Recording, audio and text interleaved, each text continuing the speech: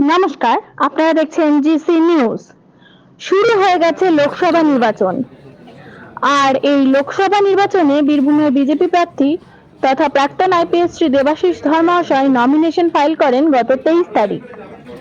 আর আজ আবার nomination file করলেন বিজেপির দ্বিতীয় প্রার্থী দেবতনু ভট্টাচার্য মহাশয়।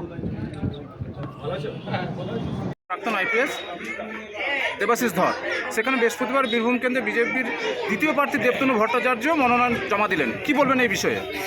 এটা একটা টেকনিক্যাল ব্যাপার, ঠিক আছে।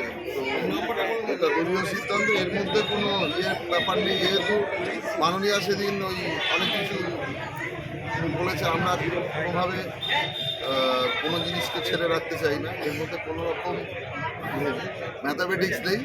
অবভিয়াসলি আমি প্রার্থী হিসাবে নমিনেশন দিয়েছি। ইন কেস কোনো রকম যদি অসুবিধা যেন না হয়, সেটাকে আমরা ব্যাকআপ হিসাবে নিয়েছি। মুখ্যমন্ত্রী মমতা বন্দ্যোপাধ্যায় মঙ্গলবার বলেছিলেন দেবাশিস ধরকে এখনো রাজ্য সরকার ছাড়পত্র দেয়নি, তার জন্য কি এটা দেখুন, মানে মিথ্যা বলতে বলতে মানে প্রথম মিথ্যাশ্রী পুরস্কার উনিই পাবেন, ঠিক আছে। উনি ছাড়পত্র দেওয়ার কেউ নয়। প্রথম কথা, আমি কেন্দ্রীয় সরকারের অধীনস্থ কর্মচারী।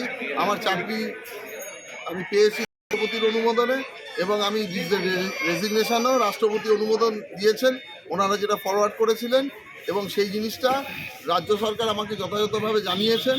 এটা সম্পূর্ণ মিথ্যা, উনি বিভ্রান্ত করছেন মানুষকে। আর 2 নম্বর কথা, যে আমি অবশ্যই রেজিগনেশন অ্যাকসেপ্ট হওয়ার পরেই আমি মানে আমার এই মনোনয়ন জমা দিয়েছি। এই ধরনেরই আরও আপডেট পেতে সঙ্গে থাকুন জিসি নিউজের।